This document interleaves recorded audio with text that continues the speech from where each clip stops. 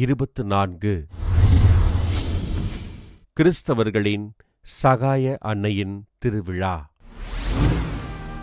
கிபி 1808 ஆண்டு ஜூலை 5 நாள் திருத்தந்தை 7ஆம் பத்திநாதர் அரசன் நெப்போலியனால் கைது செய்யப்பட்டு சிறையில் அடைக்கப்பட்டார்.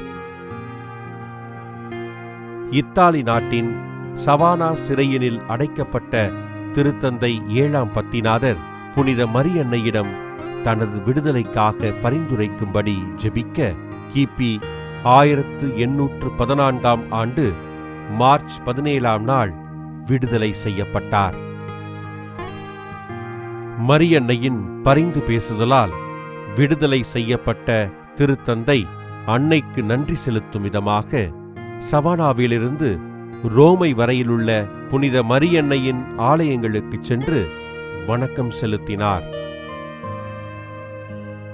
தான் சிறையில் அடைக்கப்பட்டபோது தான் அனுபவித்த வேதனைகளையும் திருச்சபை அடைந்த துயரங்களையும் புனித மரியன்னைக்கு ஒப்புக்கொடுத்த 7ஆம் பத்திநாதர் கிபி 1814 ஆண்டு செப்டம்பர் 18 நாள் புனித வியாகுல அன்னையின் திருவிழாவினை உலகம் முழுவதும் கொண்டாட பணித்தார்.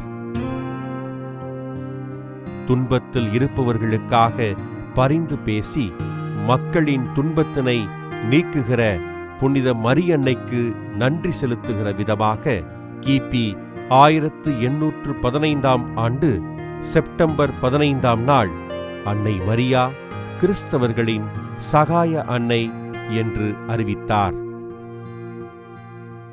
கிபி 345 ஆண்டு புனித யோவான் கிறிசோஸ்தம் முதலில் புனித மரியன்னையினை கிறிஸ்தவர்களின் சகாய அன்னை என்று அறிவித்து அன்னைக்கு வணக்கம் செலுத்தினார்.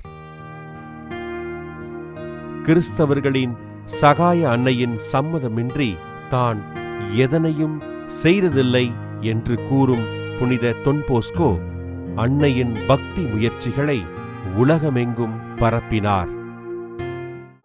கிறிஸ்தவர்களின் சகாய அன்னையின் திருவிழாவினை கொண்டாடுகின்ற நாம் நமது வாழ்விலுள்ள துன்பங்களையும் தேவைகளையும் அன்னையிடம் அர்ப்பணித்து ஜெபிப்போம்.